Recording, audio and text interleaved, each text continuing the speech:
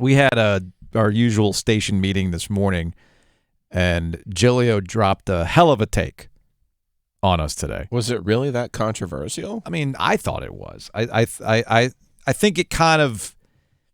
I think so. What is it? What was your premise? My premise was I don't think there's a program in the country that would trade their last 25 years for UConn's last 25 years. Men's college basketball. In the last 25 years, Yes. UConn's won 4 national championships. Correct. They could win another one this upcoming season. Correct. But they've also done it in a way that's had It's been wonky. controversial exits of their coach. They've had 3 different coaches. Yes.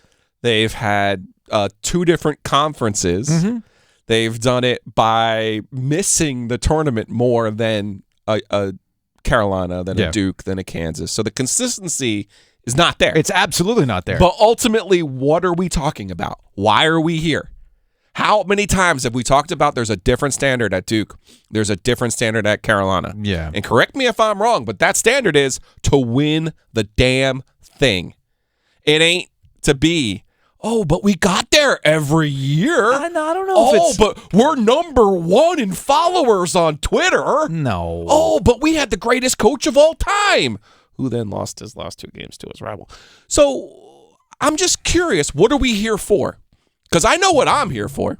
If I'm UConn, or if I'm picking out of any school, if I'm picking any school, I know the downs, but give me the ups, give me the titles, because that's what we're here for. That's that sounds like the thinking of somebody who's attended a school that doesn't win a lot. So you'll put up with the down years because, for instance, right? Adam Gold had tweeted this out after the Carolina Hurricanes had clinched the playoffs, okay, for the 5th time. It's pretty similar, actually. Think about it. Yeah. So the Carolina Hurricanes under Rod Brind'Amour for 5 straight years have made the playoffs, and they've been one of the best teams in the NHL. You had the bunch of jerks here that surprised everybody, but the last 4 years have been pure excellence for the Carolina Hurricanes in the regular season. And they're probably going to win the division again. They got, 10 games remaining. And Gold pointed out in the previous 20 years of Carolina Hurricanes existence, from 1998 through 2018, they made the playoffs exactly 5 times. 5. Now, you're thinking, man, that's brutal. Yeah, but let's think about those 5 times in the playoffs. 2 of them were Stanley Cup runs. One of them, 2006, they won the whole damn thing. And in 2009, they came out of nowhere and they made it to the Eastern Conference Finals. It was a hell of a run. So their playoff output is actually pretty good, all things considered, okay? 4 times they made the Eastern Conference Finals. 3 times they made the Eastern Conference Finals. 2 times they made the Stanley Cup. 1 time they won it. Which one do you trade?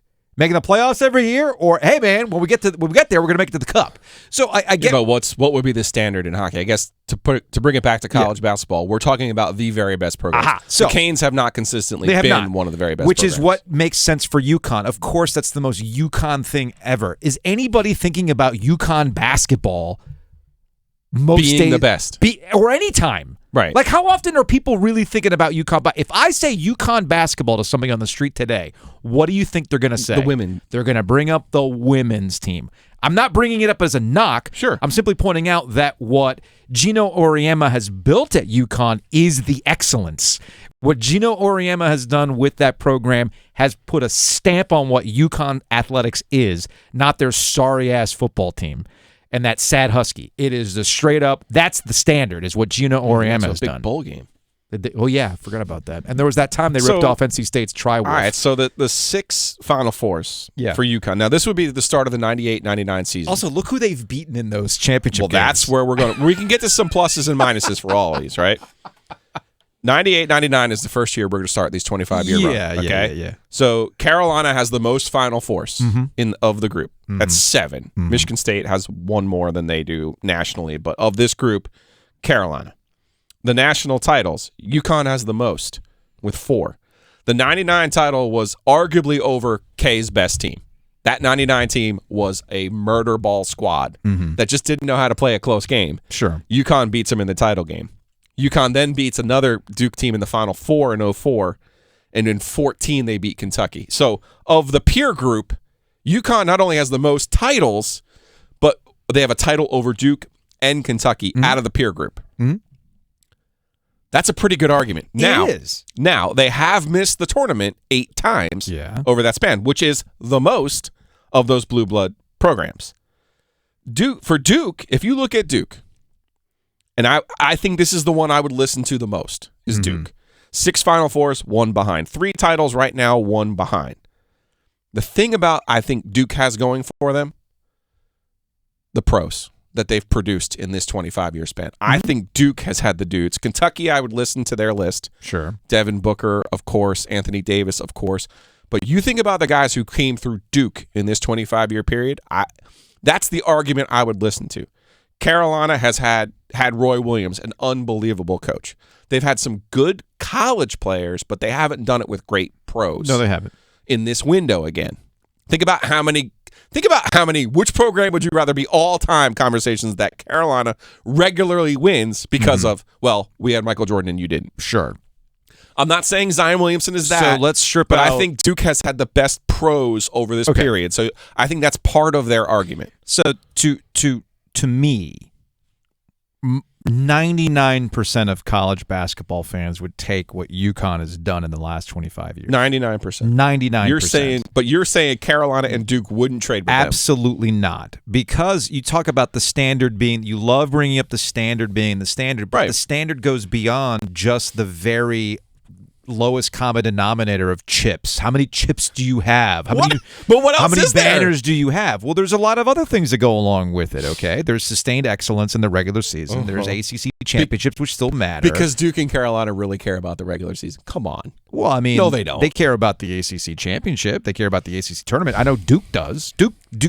Mike Krzyzewski clearly had 13 ACC. Well, 12, and then John had one this year. They care about winning the ACC championship. Yeah.